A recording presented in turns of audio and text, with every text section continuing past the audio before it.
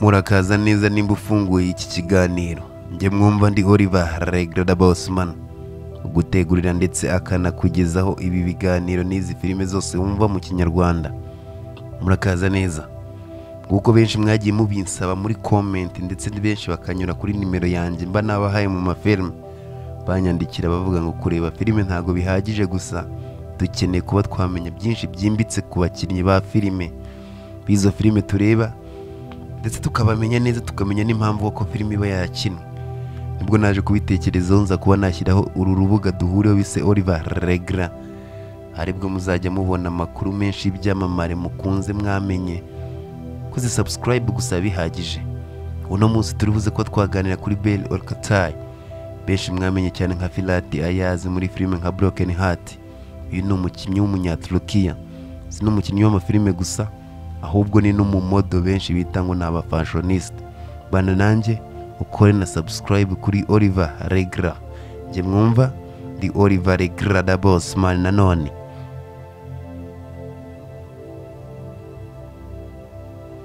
Nkuko nabivuze hejuru, amazina y'inyakuri bamwita Bell Orkatai, ariko benshi mukaba mumuzi kuri Firat Ayaz. Ndetse uyu musore akaba ari umusore w'umunyaturukiya, kazi kiwe no gukina film, ndetse akaba ari n'umumodo muri babandi bagenda berekana iby'ubwiza. Si ibyo gusa, uno musore yavukire muri Turukiya agana ngo itariki 28 z'ukwa 10 1982, avukira mu gace bita Ankara kari muri Turukiya. Agace bita Ankara ni province izwi cyane nk'ari province y'amateka yo muri Turukiya, ahari usanga inzu nyinshi za museum, inzu ndangamurage, ndetse n'amaduka menshi agura n'agurisha, cyane cyane amaduka agurisha ibintu. Si ibyo gusa, ntago bihagije cyane ko ngo hari utunyamaswa twinshi bita Angola wu, ndetse n'inkwavu z'umweru cyane. Akaba ari n'indi bita Angola cat, ni inyamaswa zijya gusa umweru ariko wagira ngo ni pusa, ariko utamenya uburyo zimeze, ndetse n'izo nyamaswa ziganje aho hantu.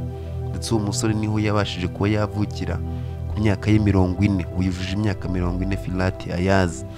Benshi muzi kuri iryo zina, ariko mu by'ukuri amazina ye bamwita Oktar Belki cyangwa se Belki Orkatai. Ndetse uyu musore yigiye aho ngaho nabwo muri Ankara, akaba ari nako gace yavukiye, amariko yigiyemo amashuri yabanza n'ayisumbuye ndetse na kaminuza, akayigira aho ngaho rwose muri Ankara University. Niyo yabashije kuba yasoreza amashuri ye ya kaminuza. Ndetse rwose no musore yabaye kirangirire cyane ko bivuga ko kariyeri ye yo gukina filime yitangiye ahagana mu 2000 byuzuye, na n'ubu ngubu akaba kirimo ndetse akikomeje. Ndetse uyu musore yabazwa neza aho yatangiriye filime yiwe nyakuri. Uno musore yabashije kuba yavuga ko filime ye ya mbere yayikinnye muri Tatlibela Fatim, bwera ari kumwe n'umukobwa bitaga Nahim Erdogan, wakariwe bakinanye filime ye ya mbere hagana mu 2000.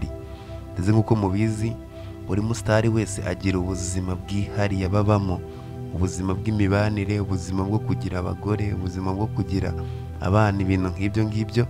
Gusa uno musitari twabasha kuba twamenya neza kuko nimba afite abana cyangwa se atarabyara, cyane ko yabigize ubwiru. Gusa twaje kuba twabona bimwe mu bimuranga ndetse bishamaje cyane. Wamenye neza ko uriya Firat Ayaz yabashije kuba yatandukanya n'umugore we bitaga Melva. Ndetse rwose uyu mugore bahanye divorce muri 2020. Ndetse rwose bivugwa ko uyu mugore impamvu yahaye Firat Ayaz divorce, yaravuga ngo bagiraga ibintu bya violence cyangwa ibintu byo kubura bashwana barwana. Ndetse mu 2020 nibwo babashe kuba batandukana. Ntibyatinze cyane, ku mwaka ushize mu 2022 n'umusore yaje kuba yashyingirwa undi mugore wa kabiri bita Yildiz Atkinson. Rwose uyu nguyu bakinanye muri serie bita Savansky, ndetse iyo serie bakaba bayita Warriors.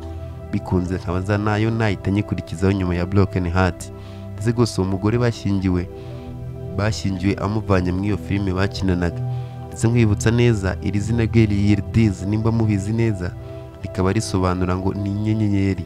Ndetse umugore we bashyingiwe akaba yitwa ngo Inyenyeri Atkinson, akaba ari we mugore we bari kumwe ubu ngubu bashyingiwe mu 2020. Ndetse umwe mu basitari bakomeye cyane mu gihugu cya Turukiya, cyane ko nko ku mbuga nkoranyambaga akurikirwa cyane birya bajya kataraboneka. Ku rubuga rumwe ruzwi cyane abasitari bose bisangaho ni nk'urubuga rwa Instagram. Uno musore akurikirwa n'abarenga 1,700,000. Rwose akaba afite post 230, akaba aribyo bintu yasangije abantu kuri urwo rubuga. We abantu afollowinga cyangwa se abantu akurikirana kuri urwo rubuga rwiwe agari abantu benshi cyane, ni 828. Akaba aribo bantu we afollowinga, mu gihe we afollowinga na 1,1,700,000. Akaba aribo bantu bamufollowinga ku rubuga rwa Instagram ubwo duheruka gucekinga. Uno musore yagaragaye muri filime nyinshi cyane z'amaseri cyangwa benshi bita TV series. Muri izo ngizo twakiyagirwa bita Ileski Drum Kaliski. Iyi filime yatangiye kuba yakinwa 2015 ndetse ikaba yararangiye hagana 2016.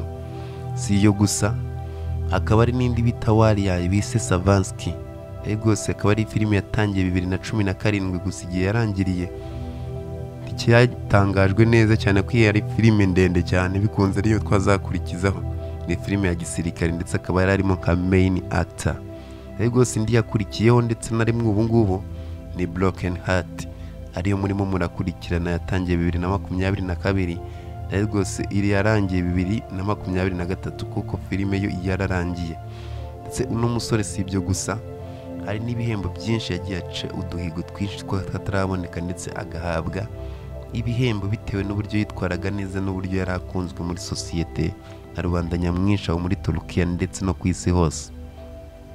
Uno musore yabashije kuba yakakira igihembo nka Best Actor of the Year cyangwa Best Comedy Actor of the Year hagana 2016.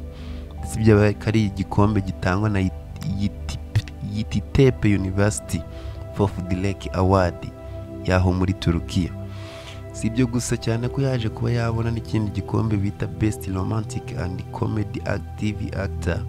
Rwose akaba yagihawe na MGB 22 Golden Objective Award. Akaba ari ibyo bihembo yabashije kuba yakegukana ndetse mu mwaka wa 2016. Ibyo bivuyeho kuba yaregukanye ibyo ngibyo ntago bihagije cyane, yagiye aba nominated cyangwa se yagiye yitabira bimwe mu bindi bikombe birenze cyane byagiye bitangwa nubwo atagiye abyegukana. Rwose icyo yabashije kuba yabamo nominated mu mwaka wa 2016 n'ubundi ni nka 7th KT Media Award. Rwose iyi ngiyi yararimo rwose nk'umu acteur cyane cyangwa umukinnyi wakunzwe cyane, ndetse katabasha kuba yakegukana. Rwose ikindi gihembo yitabiriye ni Best TV Actor muri 2016 n'ubundi. Igihembo kikaba kitangwa na Edge University 4th Media Award. Akaba ari ibyo bikombe byonyine yabashije kuba yabamo nominated 2, yatwaye 2016, aba nominated mu bindi 2. Ibyo nibyo byabashije kuba byagaragara ndetse byatangajwe. Si ibyo gusa, nk'umusitari wese aba afite bimwe rwose mu bintu yihariye akunze, ibyo akunda kuba kuri ari free, biga nyine ibintu byinshi yishimira cyane. Uyu musitari wacu Firat Ayaz, benshi mwamenye ko iryo zina nawe afite ibintu byinshi yihariyeho ndetse akunda cyane kuruta ibindi.